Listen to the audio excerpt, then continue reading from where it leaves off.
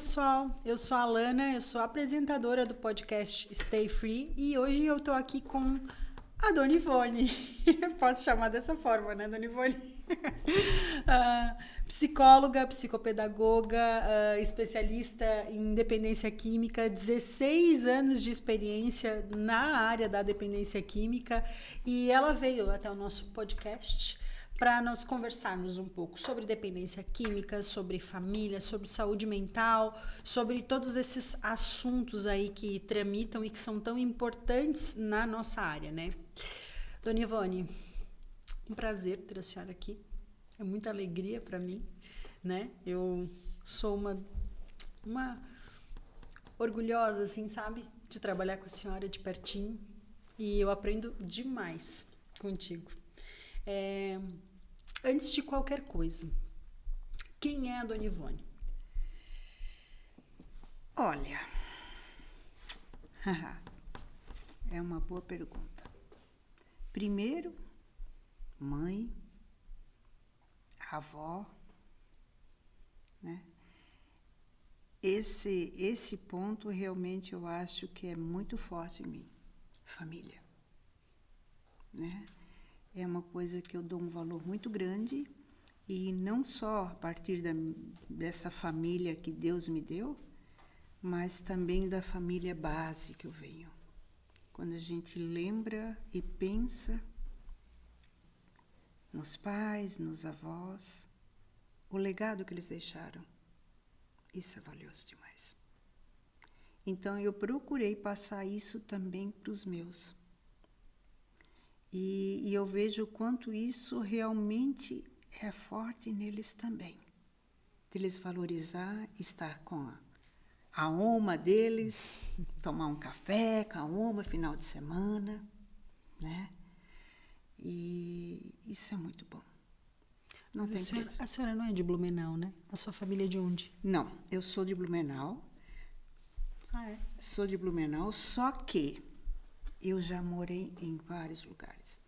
Já morei no Rio Grande do Sul, já morei em São Paulo, já morei em Palmas, no Tocantins, já morei no Paraná.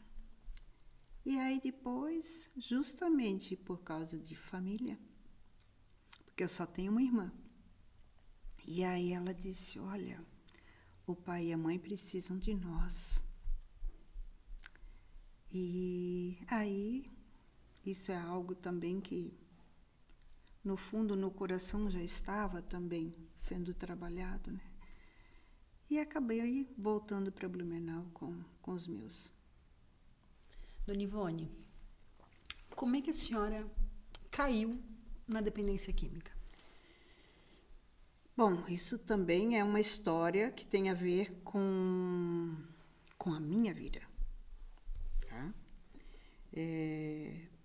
Também tenho um filho que já foi usuário, né, na área de dependência química, usuário já. E quando nós chegamos em Curitiba, que foi em 2002, mudamos para Curitiba, inclusive ele pegou e passou por tratamentos lá, tudo.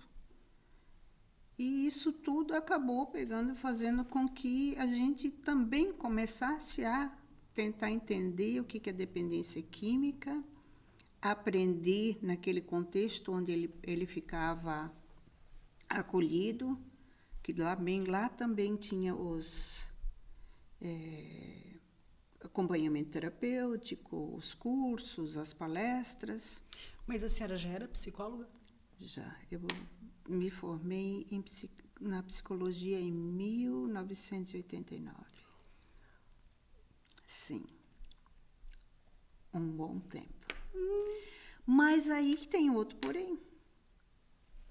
Isso também estava no meu coração. Um dia eu quero pegar e ficar só cuidando e trabalhando com a psicologia.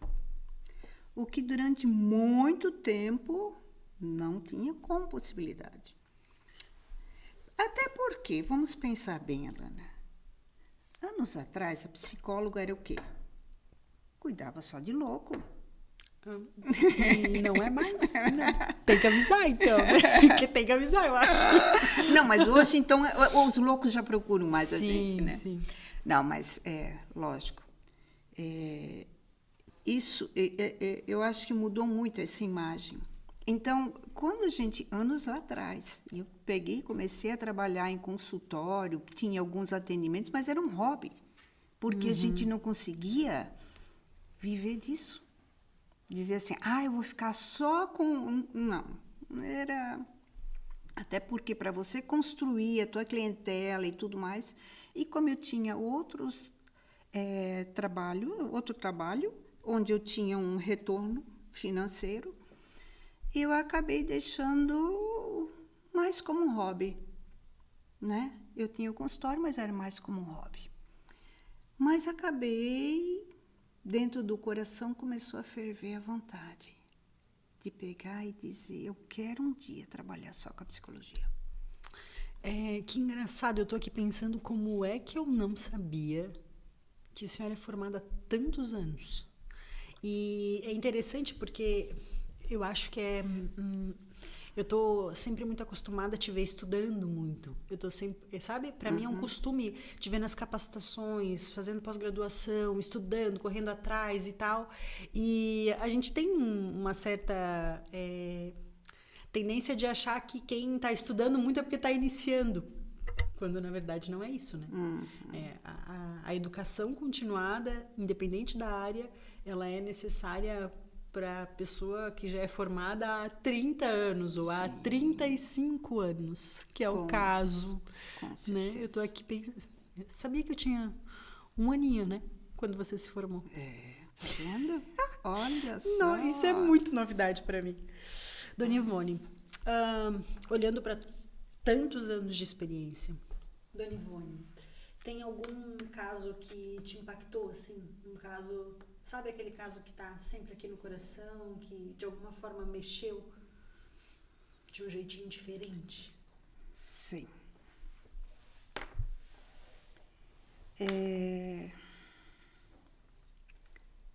Naquela época era um adolescente, lá de Curitiba também, ele era adolescente. E também era próximo. E ele estava envolvido com a dependência química, na época com a maconha. E realmente já estava bem, assim, bem comprometido mesmo. Ele tinha dificuldade de ficar sem, né? E por mais que a gente procurasse ajudá-lo de uma forma que ele fosse procurar ajuda para numa internação, num acompanhamento, ele dizia, não, eu vou na igreja e vai dar certo, eu vou conseguir, né? Até que um dia ele pegou e saiu cedo, pegou a bolsa da esposa, a bolsa, não tinha nada, era a bolsa. Mas ele era casado? Ele tinha uma pessoa, assim, com quem ele vivia, e essa pessoa até tinha um filho com ele. Era bem pequeno naquela época.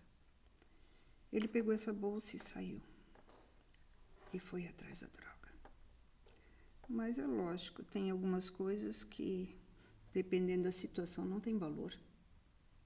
E aquela bolsa não pagava aquilo que ele queria. Eliminaram ele. Mas encheram o corpo dele de bala. Por conta de maconha? Por conta de maconha. Tá?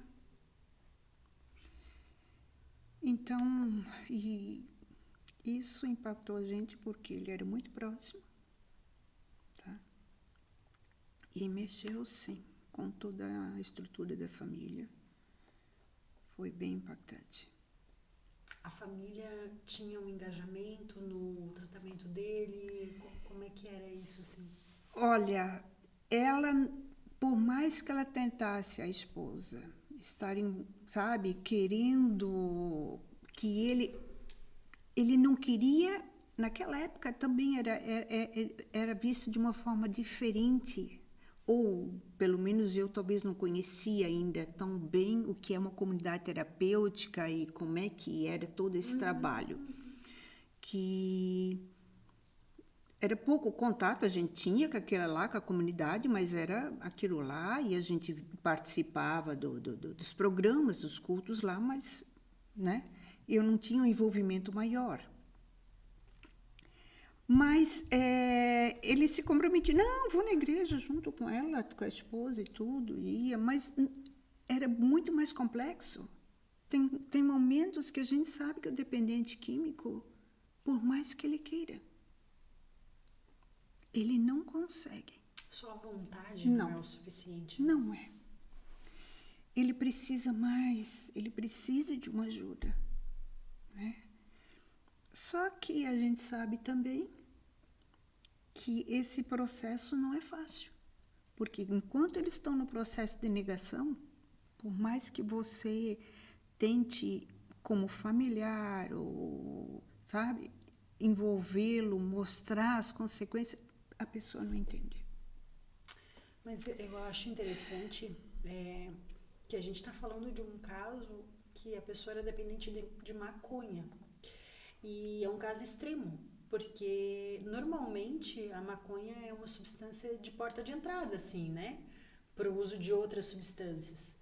E até por tudo que está acontecendo no país, as pessoas costumam banalizar o uso da maconha. Obviamente, no tratamento de usuários de maconha, a gente não vai fazer a internação de todos os casos. Precisa passar por triagem, né? Existem várias opções, existe grupos de apoio, existe projetos que trabalham com isso, existe o CAPS, existe a comunidade terapêutica, ela seria, eu acho que um dos últimos estágios para um dependente de maconha. Mas sim, acontece, né? De você ter casos extremos do uso da maconha e dependência e tudo que envolve aí o uso de qualquer outra substância. Tanto é que, como eu trabalhei em comunidade terapêutica, quanto adolescente, a gente vê que isso é muito mais sério e comprometedor, o uso da maconha, do que a gente imagina. Então, sim, a gente diria, tá, mas isso aí às vezes é só a porta de entrada. Não, para um adolescente é muito mais complexo e é muito mais sério. O que ele faz, o que a maconha faz no corpo daquele jovem, a forma como ele trabalha no mental, neurologicamente, naquele adolescente, é muito complicado. Então, é sério, sim. Sem falar das comorbidades, né? Dos transtornos que acabam se desencadeando em função do uso da maconha, né? Com certeza. A complexidade, ela tá aí justamente porque não é só o uso da substância isolada. A maconha, ela é uma das substâncias aí que está relacionadas, né, com outros transtornos que, obviamente, né, a gente nunca sabe o que veio primeiro, né? Se foi o ovo ou se foi a galinha. Se o transtorno, ele já existia e a pessoa começa a usar a substância por conta do transtorno, ou se o uso da substância que faz desenvolver o transtorno. E, sinceramente, chega um determinado ponto que isso já não importa mais, porque, né, o problema tá montado, assim. Sim. Tá ali Sim. e resolve como, né? Porque você não tem mais só um problema, que é o da dependência química. Você tem dois. Tem a dependência química mais um transtorno adicional. Sim. Né? Sim. Porque um só não tá bom, né? Sim. Piorar um pouquinho mais a situação. situação. E, novamente, no adolescente isso é muito mais sério, tá? Porque essa comorbidade, como, vamos dizer, uma ansiedade, uma depressão, a agressividade, a impulsividade, tudo isso que se acentua no adolescente, em função da fase que ele está vivendo, é muito mais forte do que num adulto. Então, é muito mais problemático também. E aí, em função disso também, o uso da substância naquela época, né? compromete a pessoa, onde ela se deixa levar. E hoje mesmo a gente vê os jovens deixando se levar, sendo instrumentos para pegar e vender, né, nas mãos dos traficantes. Naquela época também. Tá. Então, mas hoje isso está comum. Parece que é normal, né? Nossa, parece que, não. E o próprio adolescente hoje diz, não vai dar nada, não tem problema. Não, sou de menor aí. É muito mais sério, é muito mais complexo. Mas as coisas estão sendo banalizadas. E já estamos colhendo consequências sérias disso.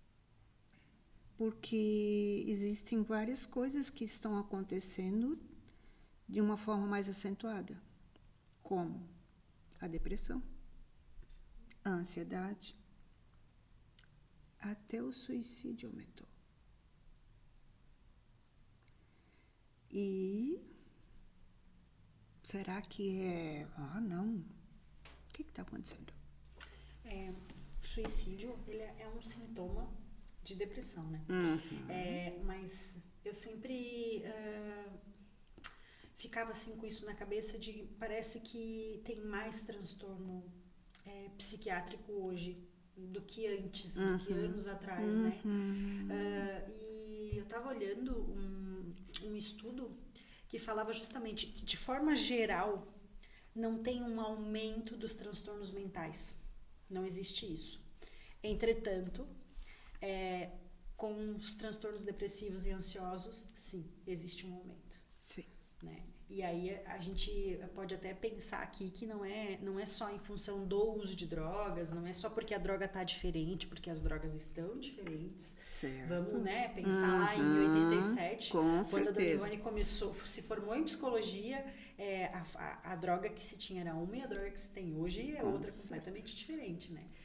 Não tem só isso, mas a gente tem outras causas e outros aspectos que acabam influenciando nisso. E aí a gente pode pensar algumas coisas, por exemplo, a mídia, o acesso à internet, o tal do Instagram, o Story, que é tão rápido, né? E você vai só com o dedinho, né?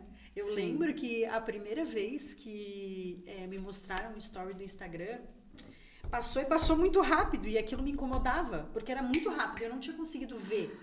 E eu não lembro quem estava me mostrando, e eu falei para a pessoa, não, mas espera, eu não consigo ver, é muito rápido. E hoje, você até acelera um pouco. Sim. Sabe? Porque o teu cérebro, ele acaba entrando nesse mecanismo e ele aprende a pensar dessa forma. Sim, né? sim. E isso também é algo que cria uma preocupação muito grande. Por quê? Porque a internet, o celular, a própria mídia, isso está se fazendo presente cada vez mais cedo na vida das crianças, né? E hoje os jovens, eles têm acesso à pornografia. Fora que esse contato virtual, o quanto isso está adoecendo também os nossos jovens, e não só os jovens, os adultos também. Por quê? Estamos cada vez mais conectados, mas cada vez mais distantes das pessoas. Mas, para mim, Dona Ivone, tem uma coisa que é muito clara, assim. As pessoas, eu escuto muitas pessoas falando da preocupação com a criança e com o adolescente nesse sentido, do acesso. Mas a criança e o adolescente só repete comportamento. Muito bem. Se criança e adolescente estão muito no celular, estão muito na internet, é porque o adulto está muito na internet. Com certeza. Porque o adulto está muito no celular. né? Então, é muito fácil a gente olhar para a criança e, né, nossa, o mundo de hoje. Tá, mas quem está fazendo o mundo de hoje? Sim. E não só a internet. Poxa, como hoje a televisão se tornou uma babá prática dentro de casa. Poxa, é tão fácil ligar lá e a criança senta... Nossa, fica boazinha. E fica mesmo. Fica. Não incomoda, eu posso fazer as minhas coisas, eu posso estar me envolvendo com o meu celular, tá? Com os meus compromissos. E hoje, cada vez mais, a mulher está também com muito mais tarefas. Não só o cuidar dos filhos ou da casa, ela também tem o trabalho fora. Então, tudo isso acabou sendo um complicador, porque as pessoas estão tendo dificuldade de alinhar a vida de uma forma saudável. Então, vamos pensar. Hoje, é muito comum, na hora da refeição, um está na mesa, outro na frente da televisão, outro no quarto. Na minha época. Mas imagina, se a gente não estava na mesa a hora que o pai chegava em casa e sentava, ele não tinha nem que chamar. Mas isso a gente começou a ver o quanto isso era fantástico. Final de semana na casa dos avós, aquela sala de jantar, né? Todo mundo sentado ali, compartilhando, as crianças brincando, os adultos se envolvendo com as crianças e todo mundo participando daquele momento. Os jovens já tinham até as responsabilidades. A Oma fez o almoço, você ajuda a lavar a louça. E hoje? Tá, comi. Larga ali. Sabe o que é interessante? Que isso que tu trouxe, que tu traz, são fatores de proteção ou são fatores de risco para o uso de drogas. Então, se a gente for pensar a questão da refeição, né? Fator de risco, criança e adolescente que não fazem pelo menos uma refeição com os pais ou responsáveis. Sim. Pelo menos uma por dia. Eu não estou falando do almoço de domingo, não. Eu estou falando Sim. de uma refeição por dia, pelo menos. Né?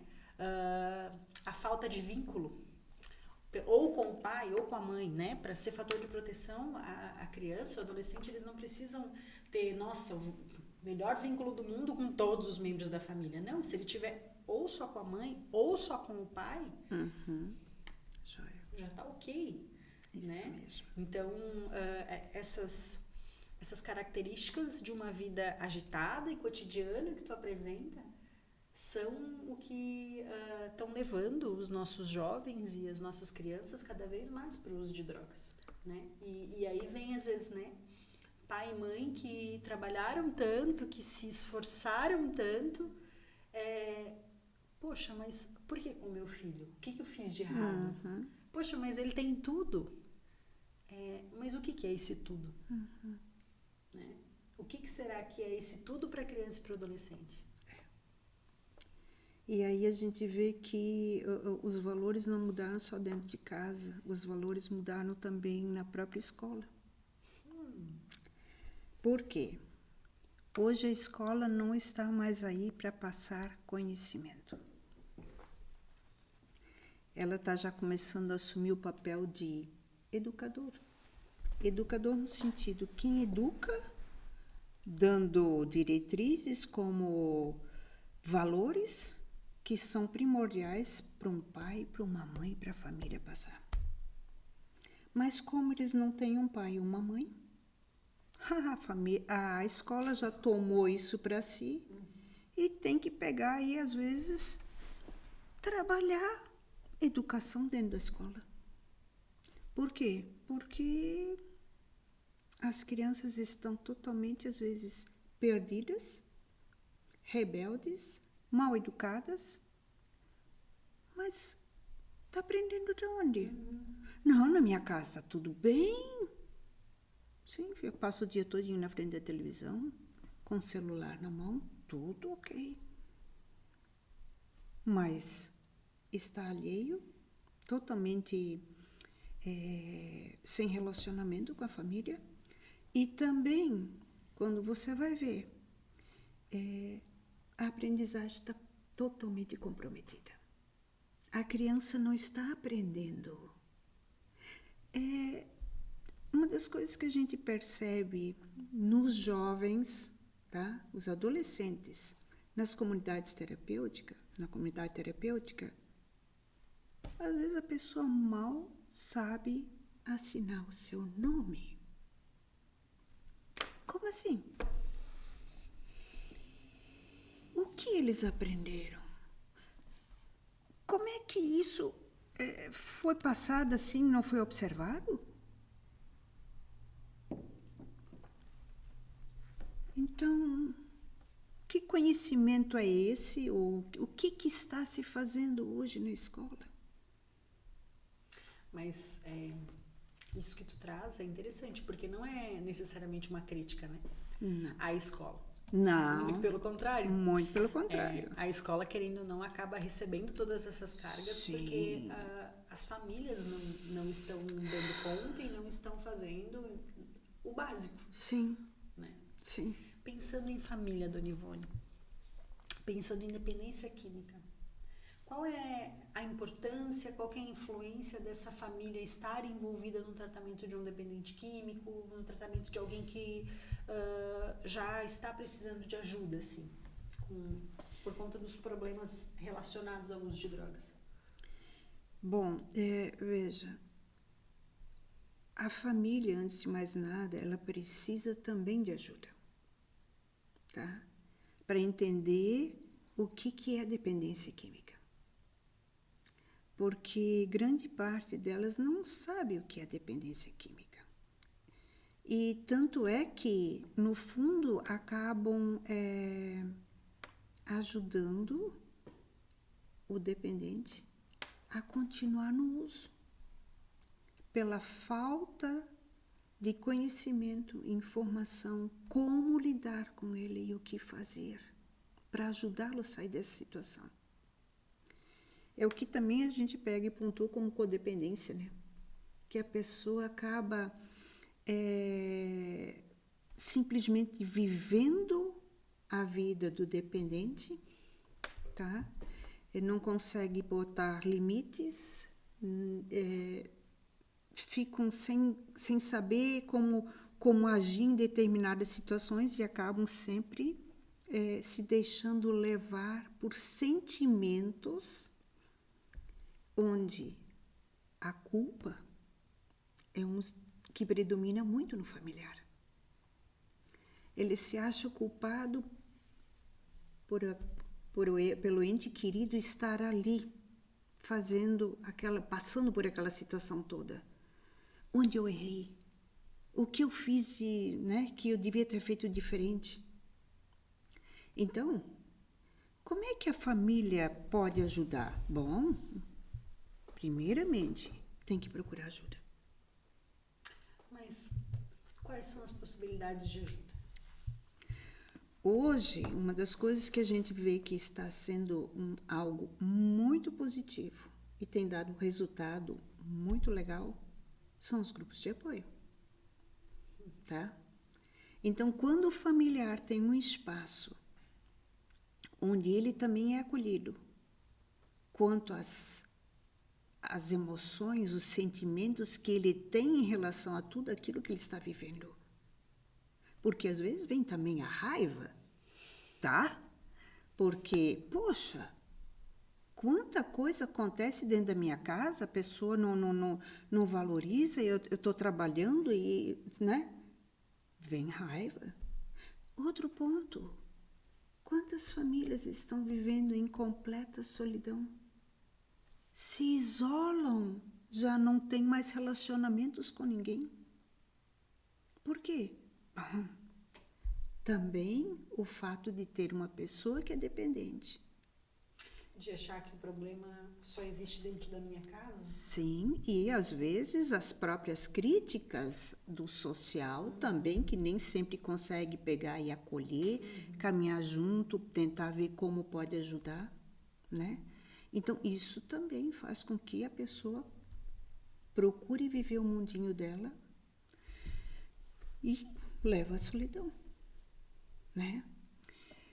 Então, essas coisas, num grupo de apoio, quando eles têm esse espaço, essa possibilidade de olhar para si, para os seus sentimentos e perceber, puxa, eu errei. Tá, mas quem não errou? Todos nós cometemos erros. Mas o que eu faço com isso? Vou passar o resto da minha vida me cobrando pelos meus erros? Ou eu vou dizer, não, eu vou me perdoar, vou pedir perdão para quem, se eu, né, às vezes comprometi pessoas, às vezes eu tenho que sentar com meu filho e dizer, olha, você viu coisas dentro de casa, eu também errei muito com você. Vamos pegar e, olha, me perdoe, vamos pegar e caminhar junto. Eu sei que você está precisando de ajuda, eu quero ajudar, nós queremos ajudar. Isso é começar a fazer o papel de família, né? Abraçar aquela situação e dizer, nós estamos juntos, mas você precisa de ajuda, assim como nós. E a partir do momento que a família estiver mais consciente do papel dela, inclusive, como família, porque se eu sou um codependente, eu acabo reproduzindo a doença. Em que sentido? Olha, se o dependente vem e me cobra coisas, poxa, eu preciso de dinheiro que eu tenho que pegar e comprar ou fazer alguma coisa. Aí a pessoa, não, eu não tenho. Não, mas como não? Poxa! E começa a jogar uma série de coisas que o dependente sabe muito bem como manipular e como chegar no coração do familiar, aquilo que não está sarado. Ele tocando naqueles pontos, a pessoa automaticamente vai lá e acaba pegando e diz, não, tá bom, tá bom. A própria raiva. Veja, se um familiar está vivendo numa situação que já está caótica, a ansiedade, a depressão, a raiva dentro daquele contexto vai fazer ele liberar palavras, coisas que ainda desmotivam e são muito mais problema pro dependente do que uma ajuda. Com isso, ele vai estar cada vez mais fazendo o quê? Não, tem mais é que pegar e fazer o uso da substância. Mas não, isso aqui não é casa. Isso aqui acaba não é... virando uma bola de neve. Isso assim, né? Mesmo. Tá? Só que é interessante porque tem algumas famílias que, se não fosse a dependência química, teria sido outro problema. Porque as coisas estão tão desorganizadas. Sim. E os papéis não estão bem delimitados e tá cada um se atravessando, sabe? Na função, na atribuição, no papel do outro como família e ao mesmo tempo também vivendo o seu mundinho, que a dependência química ela é só a cerejinha do bolo. Uhum. Se não fosse a dependência química, seria outro problema, seria outra situação. Sim. Poderia estar ali. Com certeza. Porque ela acaba refletindo esse sistema familiar que não está funcionando, né? Que não está sendo um lugar de crescimento para os membros da família. Isso, né?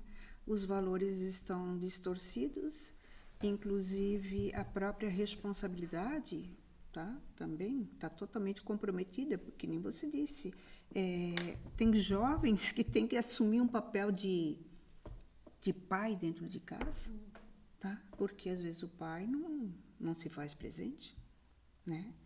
Ou também, quantas meninas têm que assumir o papel de mãe cuidando dos irmãos mais novos? às vezes tem que pegar e deixar da vidinha delas como estudar ou, né, se dedicar para elas, para coisas que elas gostariam de fazer, conhecer, aprender, investir em si. Por quê? Porque a família está toda desajustada.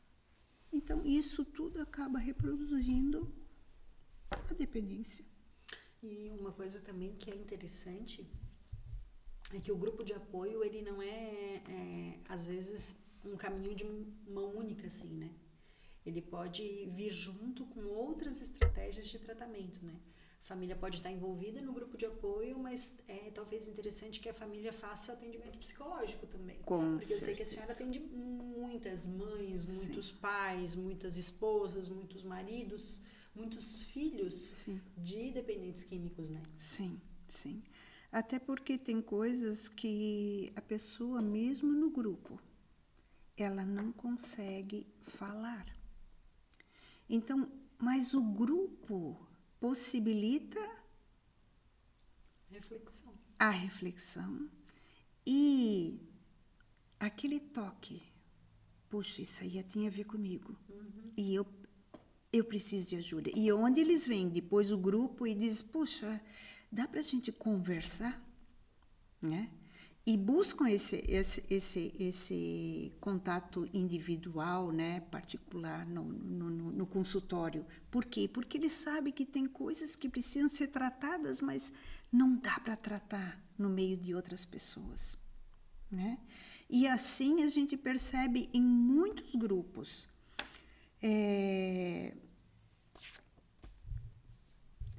Dentro do atendimento da Cruz Azul, eu percebo que as pessoas que mais buscam ajuda justamente são aquelas pessoas encaminhadas pelos grupos de apoio, tá? Ou pela própria comunidade terapêutica. Por quê? Porque a comunidade também, quando vai tratar do dependente e vê que a família também está disfuncional, ou a família está tão comprometida com a própria codependência porque tem coisas que não estão saradas, ela precisa de um acompanhamento individual para sarar aquelas feridas. Às vezes, o dependente só reproduz aquilo que ele viveu. Então, a família está tão adoecida quanto o próprio dependente. E, às vezes, é justamente num consultório terapêutico que ela consegue abrir o coração, olhar para si, se perdoar, tá? E, com isso, pegar e alinhar uma forma diferente de caminhar com o dependente e também a própria caminhada dela com ela mesma. Tempo de tratamento, Dona Ivone? Pensando em família, pensando em dependente químico, existe uma média? Olha, a gente percebe assim, sim, tem situações que são bem mais delicadas e que precisam de mais tempo, mas em torno, às vezes, de umas 20 sessões, a gente já consegue pegar e alinhar para a pessoa pegar e começar a refletir e olhar o espaço dela de uma forma diferente e ter mais maturidade nas respostas que ela dá no dia a dia, tá? No enfrentamento das dificuldades, dos problemas. E esse é o objetivo do processo terapêutico. Mas isso pensando em família. Isso pensando em família. O dependente químico, ele precisa, olha, dependendo do caso, ele precisa passar por uma comunidade terapêutica. Isso quando não, às vezes, até por uma desintoxicação primeiro, porque às vezes está tão comprometido que chega na comunidade terapêutica e não dá conta de ficar, né? Então, ele precisa de um tratamento, uma desintoxicação, depois ele passar pelo tratamento e depois ele tem um acompanhamento, sim, psicológico ainda. Mas veja, isso é todo um processo, né? Um não está desligado do outro. Está tudo interligado. Assim como ele precisa também depois, não só acompanhamento psicológico individual, mas o próprio grupo de apoio, porque ele precisa pegar e começar a caminhar com outras pessoas, tá? Ter novos vínculos, novas amizades. E também saber que ele está num lugar seguro, onde ele pode se expressar e as pessoas vão entender do que ele está falando. Ele precisa desse espaço.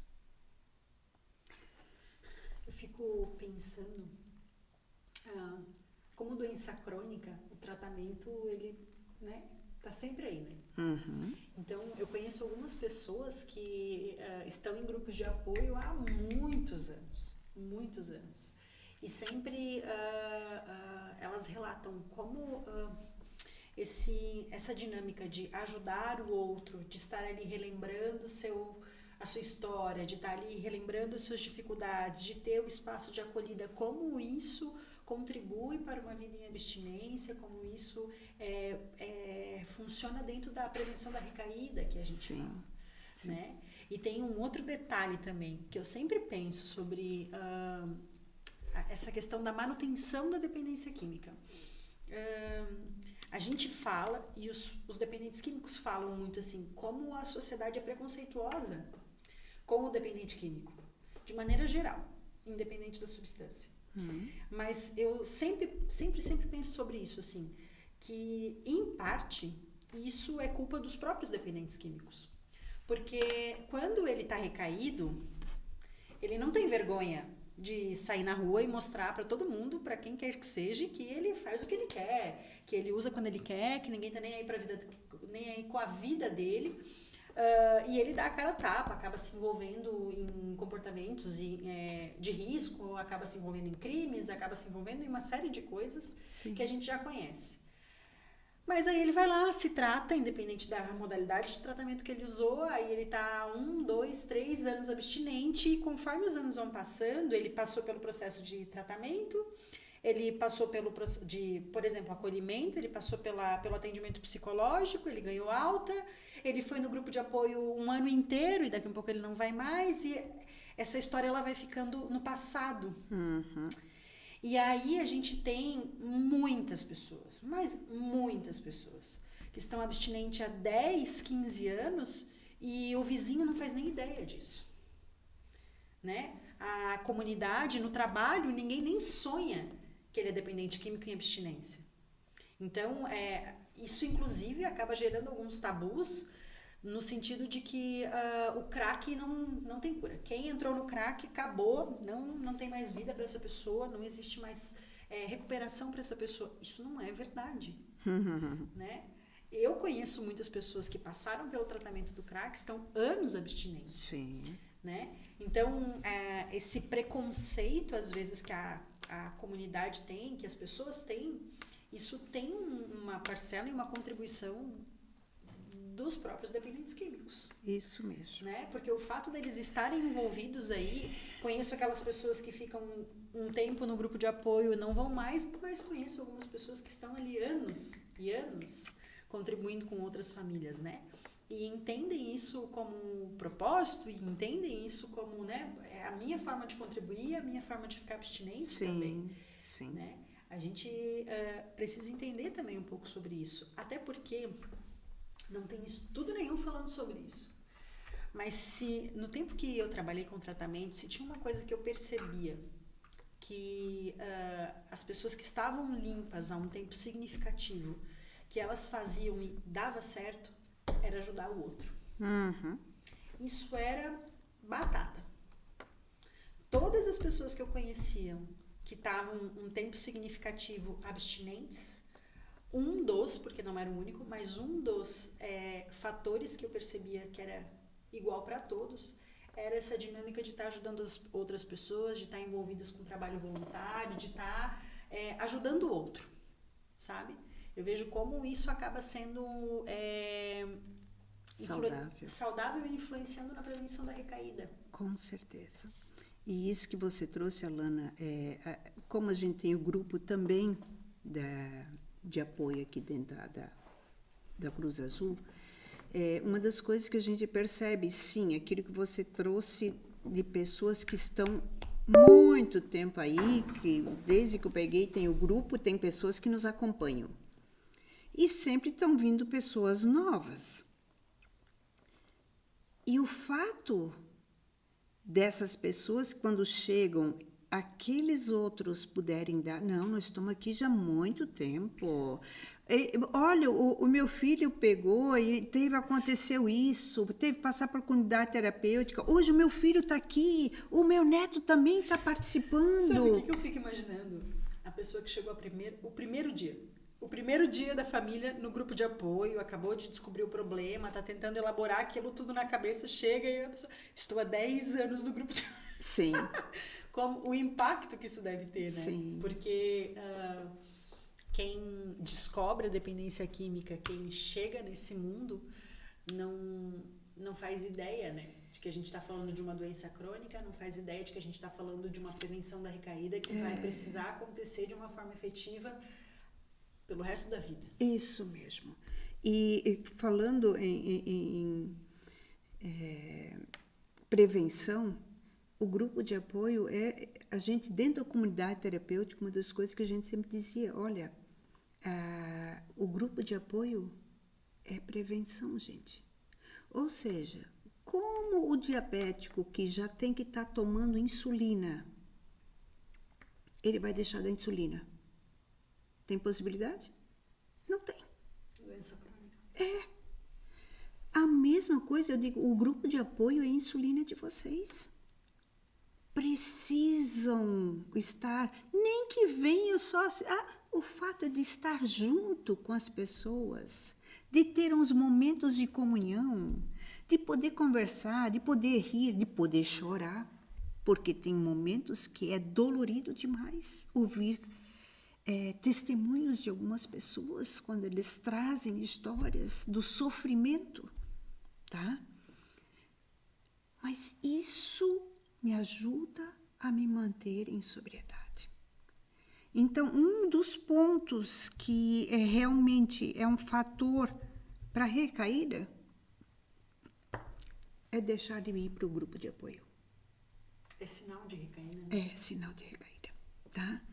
E, olha, seria muito bom se as pessoas realmente pegassem e se envolvessem mais nesse processo. E aí, vamos pensar, o que é esse grupo se não uma família?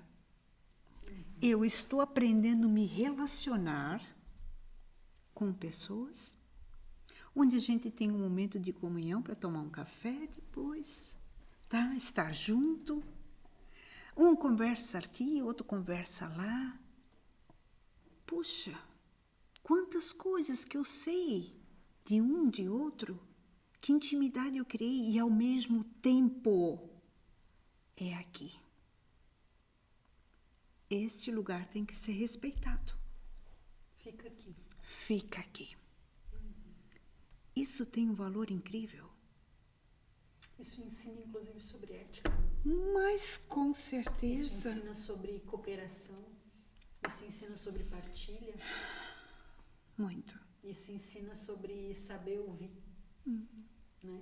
O grupo de apoio ele acaba sendo um aprendizado de várias habilidades que são básicas para a convivência social. Com certeza. E quantos, a partir disso, aprenderam a ouvir dentro de casa? Seu marido, sua esposa, seu filho, não sabiam como fazer isso. Escutar.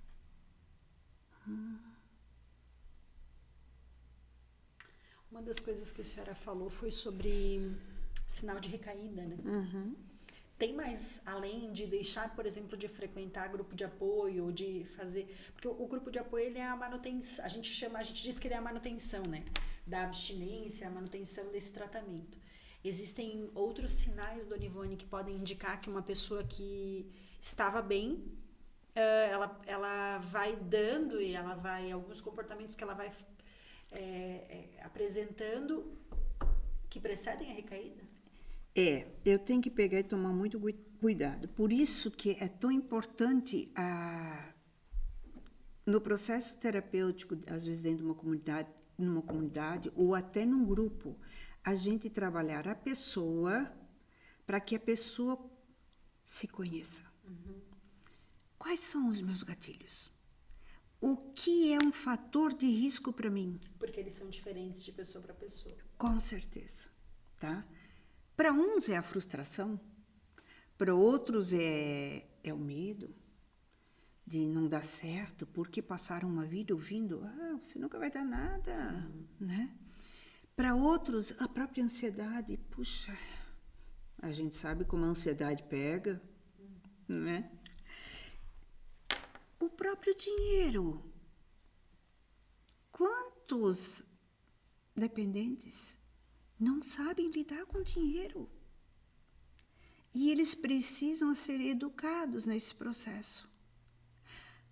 A própria euforia. Poxa! Eu ia falar da euforia. Porque a gente sempre acha que são coisas negativas. Não necessariamente. Não necessariamente. Eu fui promovido. Eu vou ter que comemorar isso aí. Tá? E aí a gente vê o quanto que isso é um fator de recaída. A própria pretensão. A pessoa está 5, 6, 10 anos em sobriedade. Comigo não acontece mais. Não. Outra coisa, um gole. Outra coisa, uma cerveja sem álcool, por favor. Quanto tempo que eu tô bem, né? Eu sei agora como é que tem que fazer. A pretensão. São coisas clássicas, né? Sim. Clássicas que precedem uma recaída. Com certeza. E é engraçado porque a gente sempre se acha muito especial e muito diferente. Então, a gente acha que, não, comigo isso não, se acontecer não vai ser desse jeito. E é no clássico, é no básico que as pessoas são pegas. Olha, falando em clássico, quer ver uma coisa que é o estupim? A mentira. Gente, como a mentira mais aciona o gatilho em 2 toques. Ou seja, às vezes você pode pegar e sair do trabalho, chegou um pouco mais tarde em casa, e a esposa pergunta, mas você demorou hoje? Sim, eu tive que trabalhar um pouquinho mais. Mas encontrou um amigo no meio do caminho. Mas se eu falar que encontrei um amigo daquele tempo, embora eu estou lá bem 5, 6, 10 anos, ela já vai pegar e falar. Então, é uma mentirinha de nada. Só que aqui dentro eu já acionei. Aí eu depois, puxa, mas e se ela ficar sabendo? E se alguém me viu? E aquilo começa, e quando eu vejo, eu já botei tudo fora. Por quê? Por causa de uma mentirinha. Então, a gente sempre fala que o pior gatilho é a mentira. E escute o que o outro tem para... Se ele vai brigar, não tem problema, mas fale a verdade. Porque você está dizendo... Eu estou em paz. Falei, ouvi, tá? Ela reclamou, xingou. Poxa, não tem problema. Você está sendo sincero. Porque a pior coisa que tem é eu viver no auto-engano. Tá?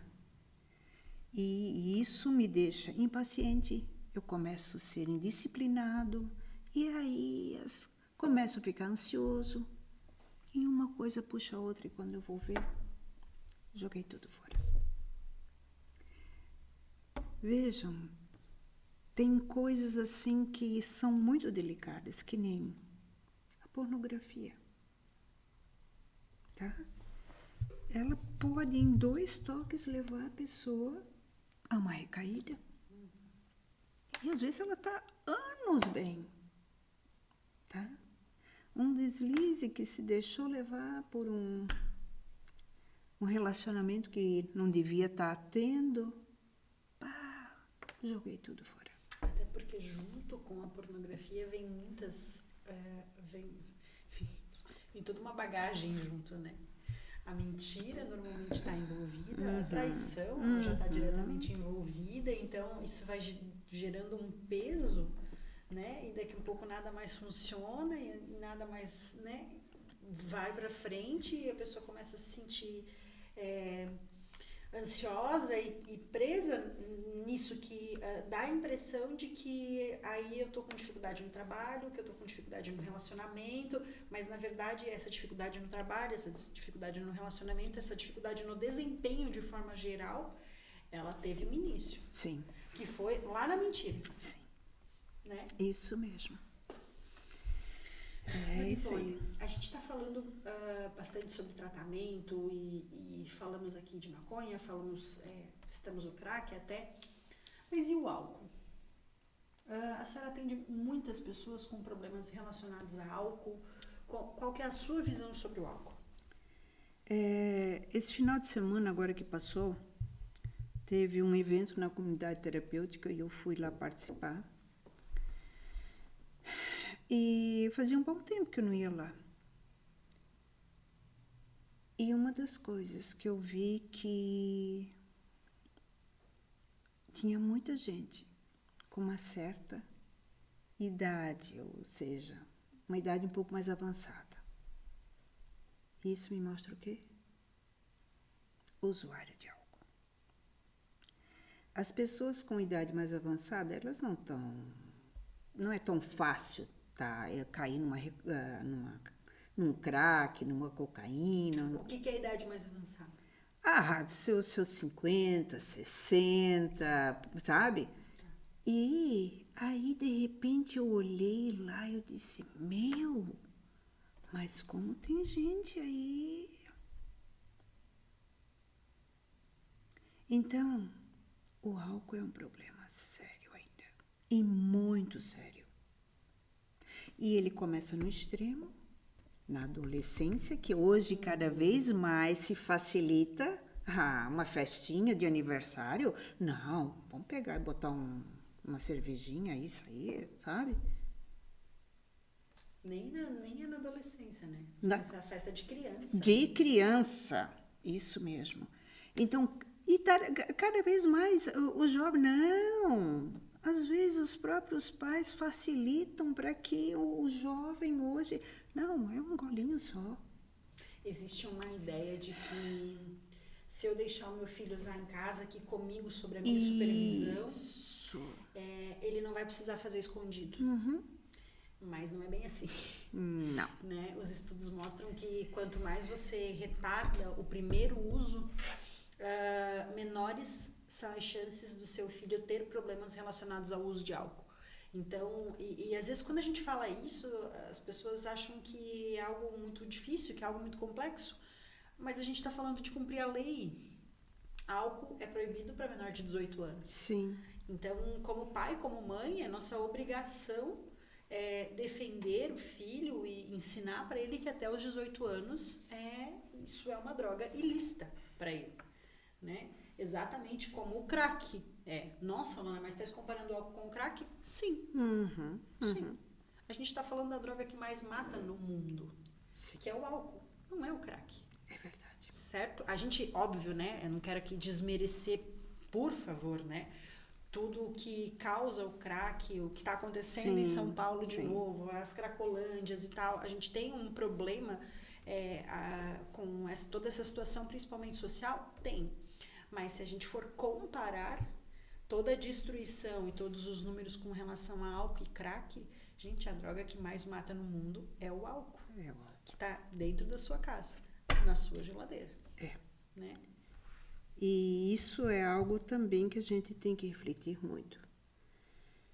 Porque mesmo num momento de família, de festa, de relacionamento familiar, porque eu não consigo ter alegria com a minha família, ou me relacionar com a minha família, sem que o álcool se faça presente. Quero dar um exemplo pessoal. Quando eu era pequena, as famílias do meu pai e da minha mãe, elas são muito diferentes. Muito diferentes. E a família da minha mãe sempre foi uma família que, como criança, eu achava que era família legal, que era família extrovertida, que se reuniam direto na casa dos meus avós, tinha música, tinha festa e tinha muito álcool. Sempre teve muito álcool. E todas as crianças, os adolescentes, no meio daquilo tudo, assim. Como criança, a minha percepção era de que a família massa era a família da minha mãe. Uhum. Enquanto isso, as festas da família do meu pai, naquela época até eram raras, o que eu acho que sim era um problema, eles tinham que ter tomado providências antes, né? Mas eram raras, quando aconteciam elas eram mais discretas. Para mim, como criança, aquilo não era tão interessante, porque a minha referência era a família da minha mãe. Uhum. Uhum. Situação atual, hoje, 2 irmãos da minha mãe faleceram já, muito novos, por problemas relacionados ao uso de álcool e outras drogas. Sim. É uma família que não se reúne, que não se vê, sabe? Obviamente, né? A vida vai indo e aí cada um vai constituindo a sua família, mas eles não se veem mais. Na mesma proporção que os encontros das familiares da minha mãe, eles foram ficando escassos, a família do meu pai começou a se mexer e começou a fazer encontros. E nesse final de semana a gente vai ter o 8º encontro da família Cives. E, gente, é uma festa linda, onde a gente toma o cuidado, né? Tem toda uma organização, cada vez 2 famílias organizam e tal, mas tem alegria para a criança, tem brincadeira que envolve toda a família, sabe? Todo mundo almoça junto, todo mundo passa o dia inteiro junto, sabe? Todo mundo conversa, fala sobre os tempos de antigamente, os pais são devidamente honrados na frente de todo mundo. Que coisa fantástica. Sabe? Houve uma virada... Entende? Sim. A única coisa que me entristece é que isso começou a acontecer depois que o meu opa e a minha alma faleceram. Isso tinha que ter começado antes, né? Sim. Então, a gente tem que se ligar nessas coisas, né? Sim. A gente falou de família aqui, a gente falou sobre a importância e como a família é base para isso. E ela pode ser base para ser proteção, mas ela pode ser base para ser risco também. Também, com certeza. Né? Então, essas festas regadas a álcool. E aí, né, Dona Ivone, eu falei do assunto festa aqui, né? Festa de família. Mas a verdade é que a festa de família é o que aparece, o que ganha destaque. Mas a gente está falando desse pai que chega em casa e bebe porque o dia foi ruim. Hoje o trabalho não foi muito legal, eu mereço uma cerveja. Sim. Daqui a um pouco aconteceu uma coisa muito boa no trabalho. Então ele chega em casa e ele bebe porque ele quer comemorar. E essa informação, você não precisa falar nada para o seu filho. Você está passando uma informação para ele. Poxa, meu pai bebe porque está triste, meu pai bebe porque está feliz, meu pai bebe porque é sexta-feira, e depois é sábado. E aí lá vem o domingo, amanhã é dia de voltar ao trabalho. E quando você vê esse homem, ele bebe por tudo. E não só esse homem, eu estou usando exemplo masculino aqui, mas isso acontece com as mulheres também, né? Proporção está muito parecida, inclusive. Sim, né? Infelizmente. Então, a gente passa uma informação quando a gente bebe por qualquer motivo. Sim. Né? E é muito interessante, porque na psicologia, de uma forma muito rasa, né? Óbvio, de uma forma geral, as pessoas vão usar drogas por 2 motivos. Ou por reforço positivo ou por reforço negativo. Reforço positivo porque elas querem inserir algo. Então eu preciso da droga para ficar feliz, para sentir aquela euforia, para me divertir um pouco. Ou reforço negativo que a gente chama para excluir algo. Então, poxa, eu tô angustiado, eu quero tirar isso daqui. E eu não consigo fazer isso sozinho. Eu não tenho habilidade para fazer isso sozinho, habilidade emocional para fazer isso sozinho. Então, a droga, o álcool e outras drogas, elas acabam sendo um escape, né? Para essa falta de equilíbrio emocional. Com certeza, com certeza. É a fuga, né? Que nem você disse, eu estou com um problema e depois eu resolvo. Eu vou primeiro pegar e tomar minha cervejinha. Vou me distrair. Isso aí. né? Então, e a partir disso, realmente, a gente só está mostrando, está deixando uma mensagem registrada nos filhos, de que aquilo lá é algo que ele tem que depois também. E não só isso. Ela também é um registro mental bem delicado quando existe uma família totalmente desestruturada por causa da droga, por causa do álcool, e acontece muito, onde tem brigas, onde tem inclusive agressões físicas, verbais, e não só em relação à esposa, mas em relação aos filhos. Isso também vai deixando registros, e por mais que ele queira e diga, eu nunca vou fazer isso, acaba reproduzindo, porque eu tenho registros mentais. Né? Então, é bem sério isso tudo. E temos que começar a refletir e fazer a nossa sociedade pensar mais sobre tudo isso. O que realmente importa? O que é importante? Que valores, afinal, nós estamos vivendo? A família ainda tem um papel nesse social? E como é interessante como a gente acaba sendo engolido por isso tudo, por essa rotina, por essa, sabe, o trabalho. É interessante porque não existe uma pessoa com quem eu fale que diga assim, quando você pergunta, como é que estão as coisas, como é que é o trabalho, tá todo mundo sobrecarregado, não importa o setor, não importa a função, não Sim. importa onde essa pessoa está na hierarquia do trabalho, está todo mundo sobrecarregado. Sim. Né? E aí, o que é isso? O que está acontecendo, afinal de contas? E aí eu queria te fazer uma pergunta. Antes, quando você falou assim, ansiedade, a gente sabe que é isso, né? Porque quem olha aqui pra gente, linda desse jeito, né? Fazendo aqui um podcast, numa terça-feira à noite aqui, né? Como se a nossa vida fosse muito tranquila, né? Como se a gente soubesse lidar da melhor maneira possível com todas as coisas. Queria que a senhora falasse um pouquinho sobre as dificuldades que podem nos acometer, mesmo a gente não sendo dependente químico, mesmo a gente não tendo aí um problema que socialmente, nossa, parece ser tão grave, né? Mas a gente tem outras dificuldades, a gente tem outras fases da vida. Olha, veja bem, tem alguma possibilidade da gente dizer assim, a minha vida toda, não tem problema, não, eu tiro de letra, eu resolvo tudo numa boa, não tem dificuldade, eu não tenho que me preocupar tão seriamente com nada. Não, isso é uma ilusão. Tem momentos que a gente vai também, nós vamos nos deparar com situações, doença, próprios relacionamentos, às vezes são complicados. Tem situações que, né? O trabalho, o financeiro. E aí? Isso quer dizer que a gente não precisa de ajuda?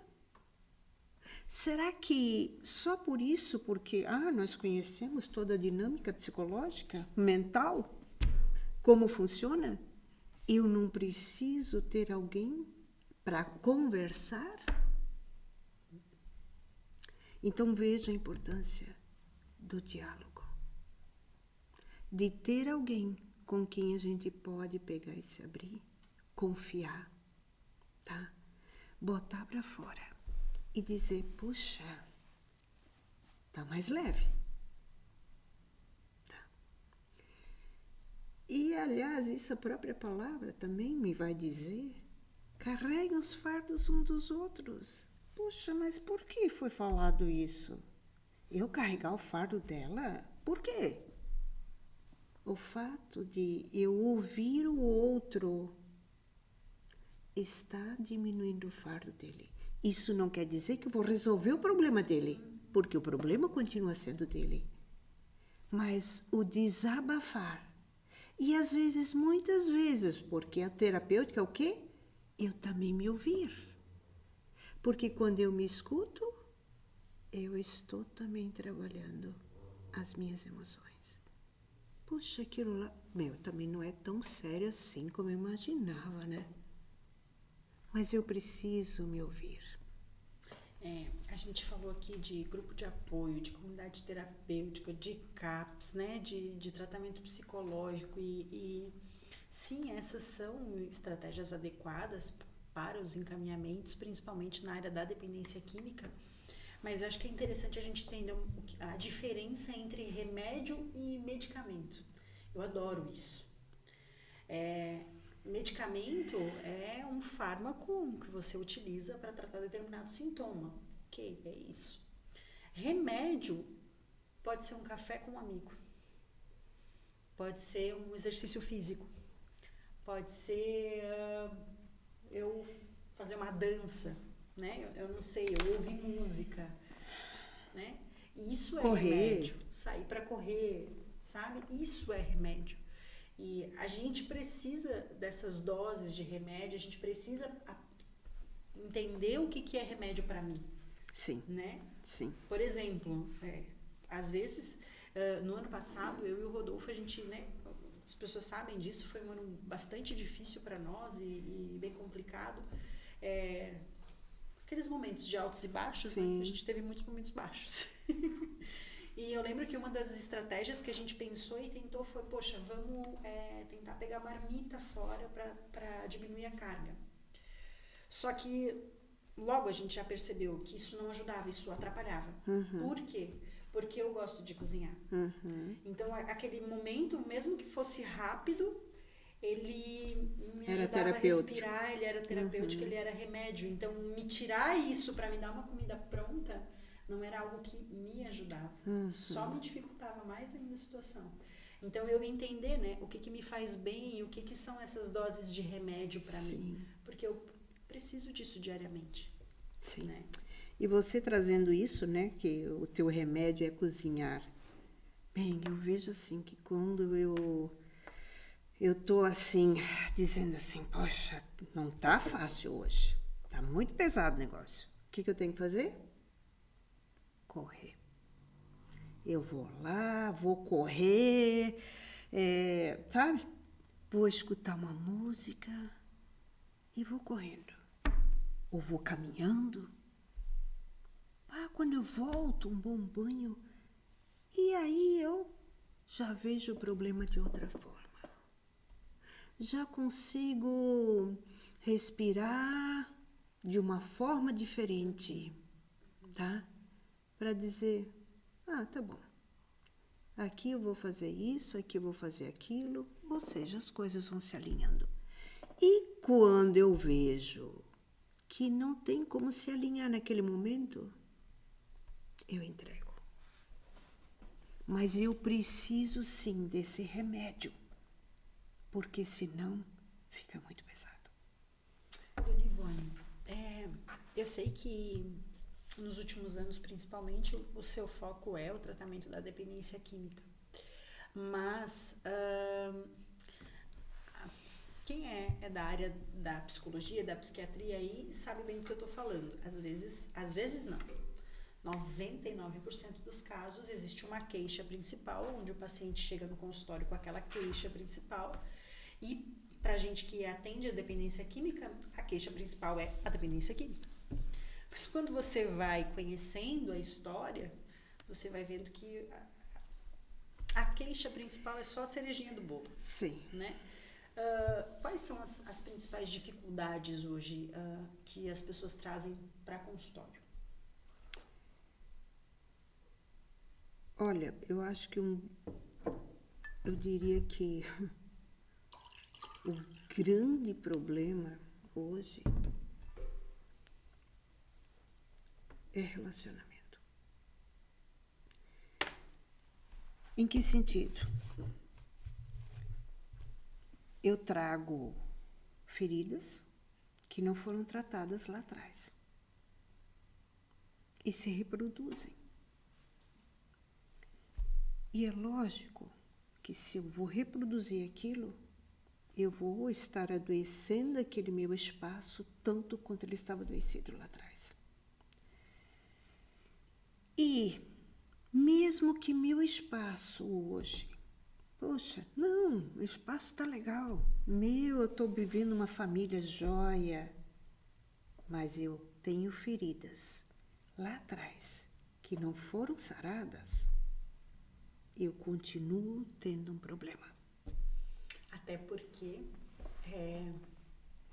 mudar o ambiente é algo que contribui, obviamente, né? Sabe, se você quer mudar um comportamento, um dos princípios é mudar o ambiente. Sim. Mudar, verificar pessoas, os hábitos, os lugares e tal, não só com relação à dependência química, né? Por exemplo, se eu quero perder peso, eu não posso ficar saindo com amigos para comer pizza toda semana. Eu não posso ficar saindo com os amigos que está todo mundo acima do peso, todo mundo comendo, né? Você precisa modular esse ambiente. Então, você seleciona um pouco aí as pessoas com quem você caminha, e aí você começa a frequentar academias, você começa a seguir pessoas que fazem dieta, que fazem receitas fit, né? Isso é modular ambiente. Sim. Entretanto, só modular ambiente não resolve, né? Isso é uma das estratégias que contribui. Sim. Mas o tratamento dessas cargas emocionais e das experiências... Elas são... E aí é que está. Me assusta a gente pegando e pensando em consultório. Como hoje... Como eu atendo mais adulto, né? Eu não tenho tanto atendimento de crianças ou adolescentes, mas o meu foco maior é adulto. O quanto hoje esses adultos vêm com feridas que a gente nem imagina. É doloroso demais ver o quanto as pessoas estão sangrando ainda em função daquilo que aconteceu lá atrás. Muito. E, novamente, aí também está justificativa porque, né, uma grande parte das pessoas acaba indo para o uso das drogas. Mas, até porque o nosso foco aqui maior é a dependência, né? Mas as pessoas precisam pegar e conversar, trabalhar, tratar suas feridas. Gente, hoje a falta de perdão, a mágoa, ela está acentuada. E o que é a amargura? Se não eu tomar o veneno que eu mesmo produzo. Eu vou produzindo e vou tomando aquele veneno e fico cada vez pior. Então tem coisas que eu tenho que ver, tá, aconteceram. Passou. O que eu faço com aquilo? Eu aprendi o quê com aquela situação? Vou mudar ela de alguma forma? Não, o que passou eu não mudo. Agora eu tenho que ver daqui para frente o que eu vou fazer com isso. E aí, por isso a logoterapia ela é incrível. Eu estudei, fiz um curso sobre a logoterapia e o Viktor Frankl, para mim, é assim, alguém que, puxa, é fantástico, tá? Ele é o pai da logoterapia, né? E este homem, ele passou por 2 guerras mundiais. A primeira, ele era uma criança. Ele pegava lá, tinha que acordar de manhã cedo, ia para a fila para esperar o pão que era distribuído. Aí a mãe dele vinha depois, ele ia para a escola e a mãe terminava de esperar para pegar, não perder o lugar na fila. Depois, quando adulto, esse mesmo homem, ele tinha possibilidade, já era uma pessoa com graduação e tudo, ele podia simplesmente pegar e sair do país e pronto. Mas ele tinha paz. E ele disse, tá, meu pai vai ficar como? Como vão ficar os meus pais se eu sair do país aqui? Ele resolveu ficar e enfrentou todas as dificuldades. E pôde, como médico, ajudar o pai dele, tá? Nos últimos momentos. Enquanto ele estava nos campos de concentração. E toda a família dele foi para o campo de concentração. Ele perdeu a esposa, perdeu todo mundo. Mas ele não perdeu a esperança. Ele continuou estudando, trabalhando, se envolvendo com isso. E ele disse, e mesmo no sofrimento, eu tenho coisas para aprender. Eu posso aprender com o sofrimento. E ele percebia que, às vezes, as pessoas recebiam uma certa quantidade de comida. E aquela pessoa que dizia, comia tudo de uma vez. Ele olhava aquilo, já não tem mais esperança. O outro que dizia, não, vou deixar um pouquinho para depois.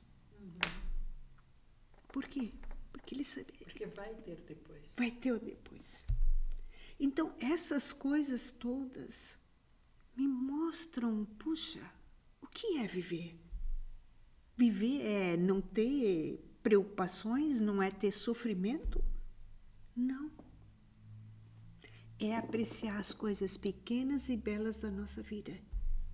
E uma das coisas que ele pegava e dizia assim, eu tenho que apreciar aquilo que está à minha volta. Ele disse que eles estavam indo no trem de carga de uma comunidade, de um campo para o outro.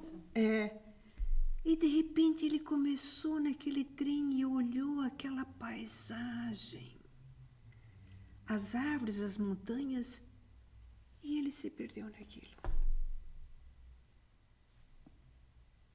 E nós conseguimos enxergar o que está à nossa volta. Um pôr do sol, um nascer do sol, a lua brilhando, acordar de manhã e escutar os passarinhos. Eu escuto. São coisas valiosas demais, mas que a gente às vezes passa a vida, passa o dia. Eu estou tão preocupada e ocupada com coisas formais que eu tenho que estar fazendo que eu não me alimento de coisas essenciais e que não têm preço e muito valiosas. Ana Ivone, quero dizer que foi um prazer receber a senhora aqui. Eu ia pedir uma mensagem final, mas eu já recebi ela antes da hora, antes de pedir. Tá? É um orgulho para mim trabalhar do lado da senhora. Principalmente agora, que eu sei que já são tantos anos de formação, como é que eu não sabia disso? Tá?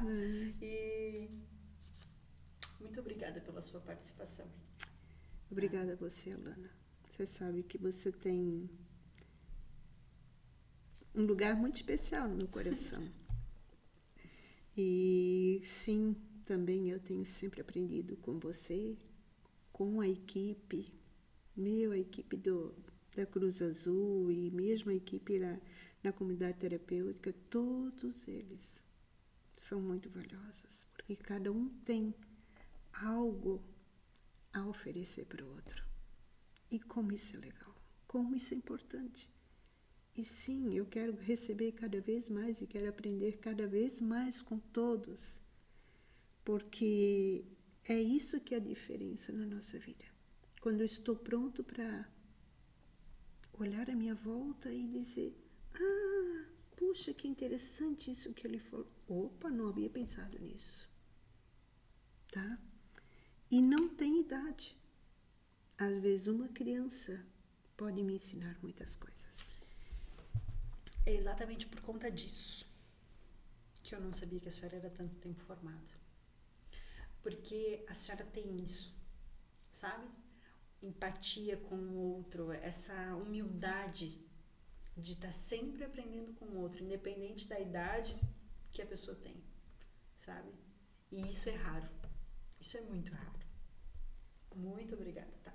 Obrigada a vocês. Esse foi o nosso podcast com a dona Ivone Kuhlmann, psicóloga, especialista em dependência química, que veio aqui dar uma lição de vida na gente. Obrigada pela sua participação e até a próxima. Obrigada.